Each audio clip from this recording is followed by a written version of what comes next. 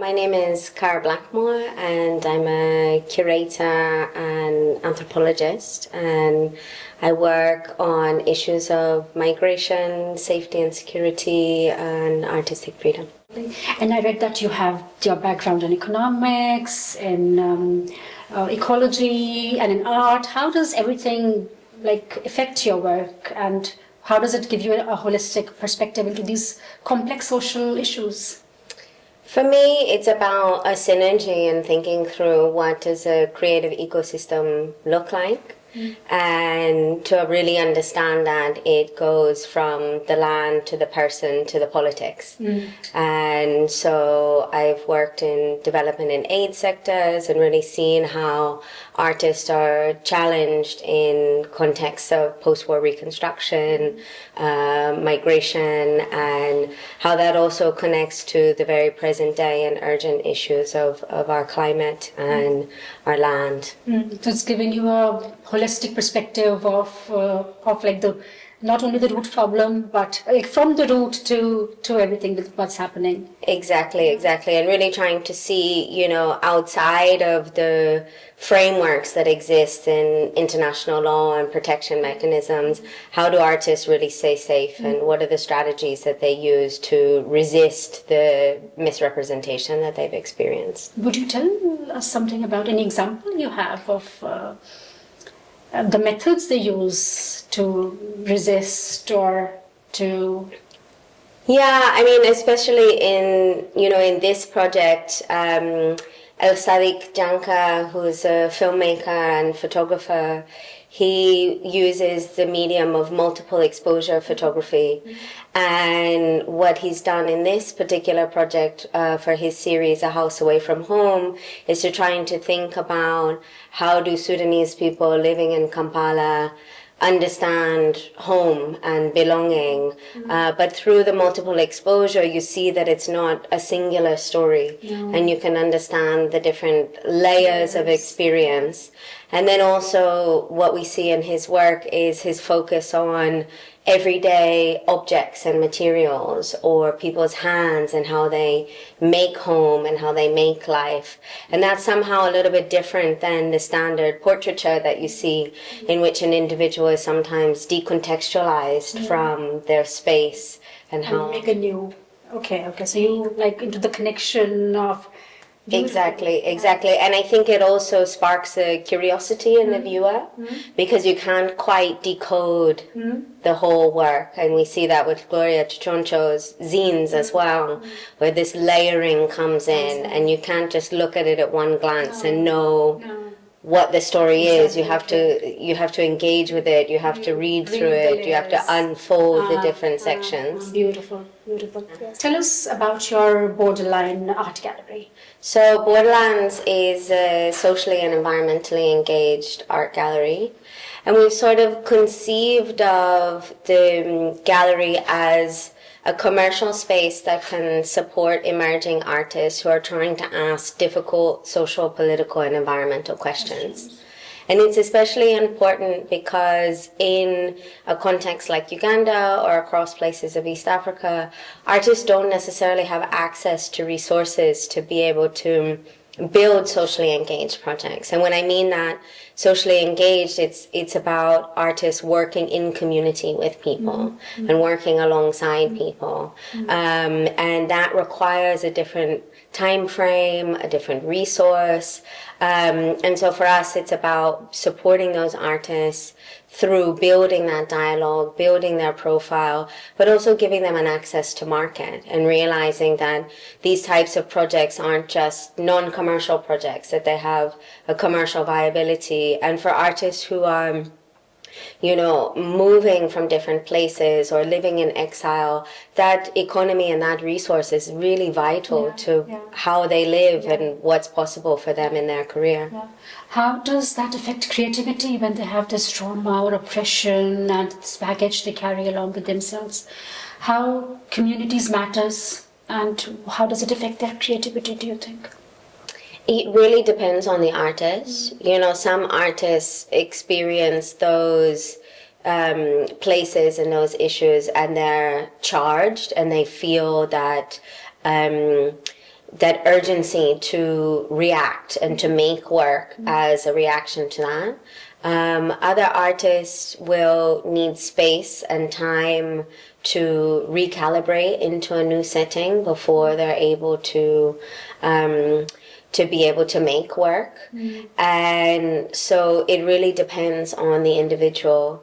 Now what I see is that for artists who work in a collective way or who have access to collective spaces of making, like residency spaces or collaborative projects, that seems to hold them in a particular way, because artists can speak to each other in a shared empathy and a shared experience that for those of us who are curators or gallerists or academics or aid workers, we might not have the lived experience to understand how to support them or to navigate the nuances of what they're experiencing. But also connecting artists who are younger to older generations is really important. And artists who might be experiencing oppression and censorship for the first time to connect to artists who have been experiencing it over time. Okay. And in African countries, there's specific places where this has been happening for a long time.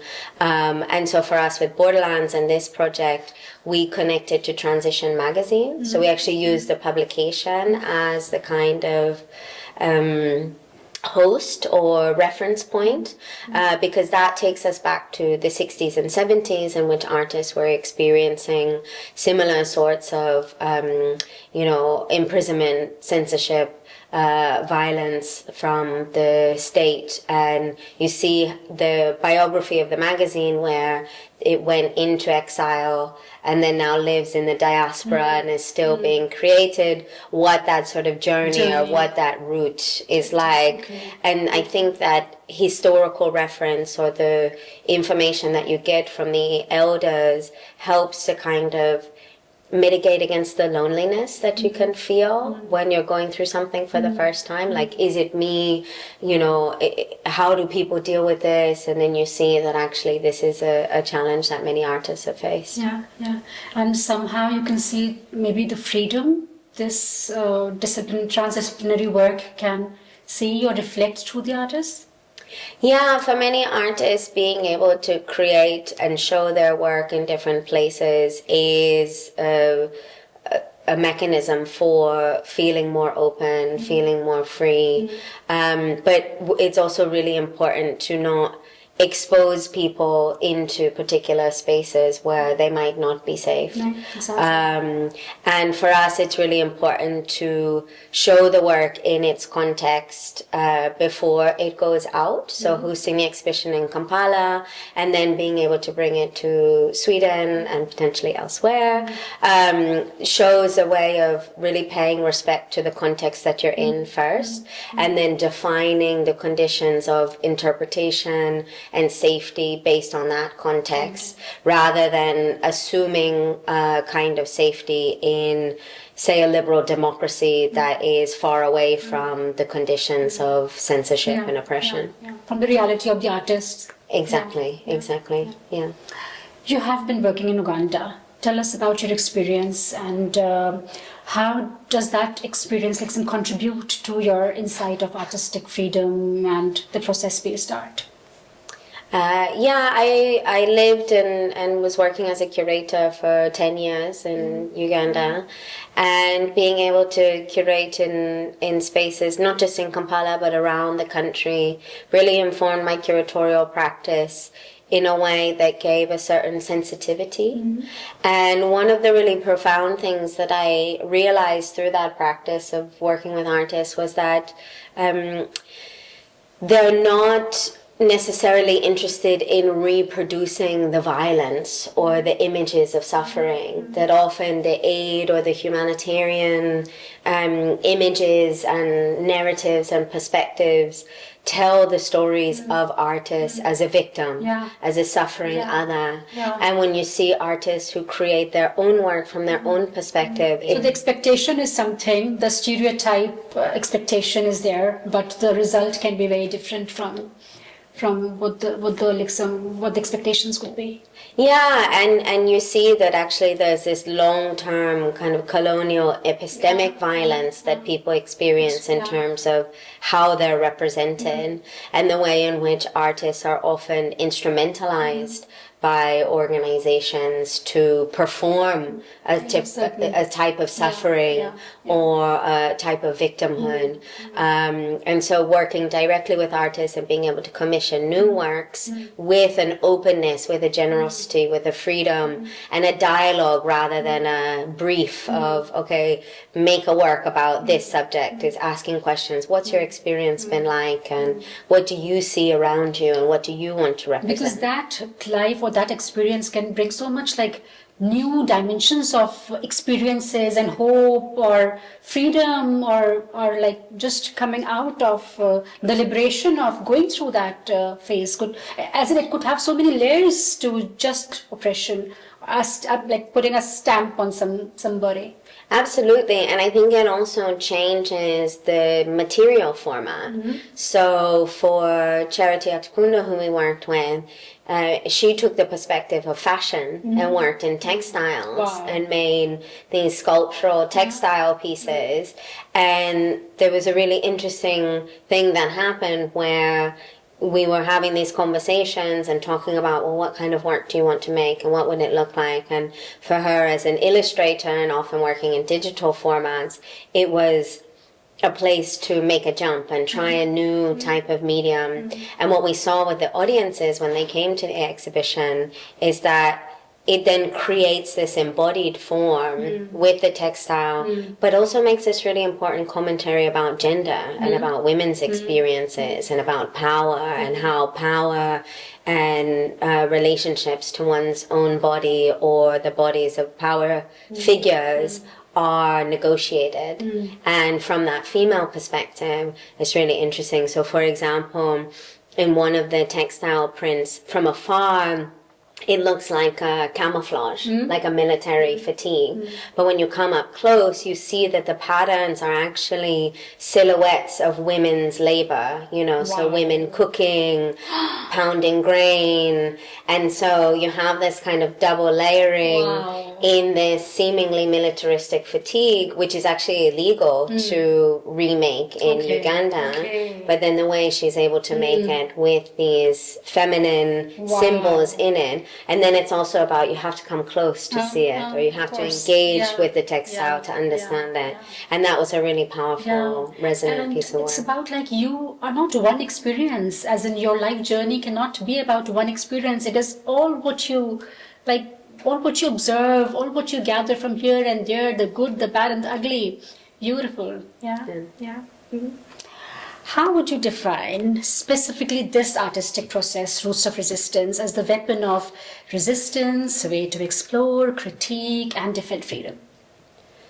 I think underpinning the different individual and unique routes that each artist takes on their own journey as a collective action, it shows form of solidarity, real transnational solidarity, as a way of coming together. I think about it like a feminist huddle where you sort of link arms and then you're stronger in that body together. But I think it's also about the artworks as a way to create maybe a sideways glance. And as I said, sometimes you look at the artwork and you don't immediately decode it as something. You have to come into it. You have to ask it questions. You have to engage with the proposition and dialogue. And for me, that sideways glance is really important because often if you hit something head on, you just have a friction. And you reach an impasse.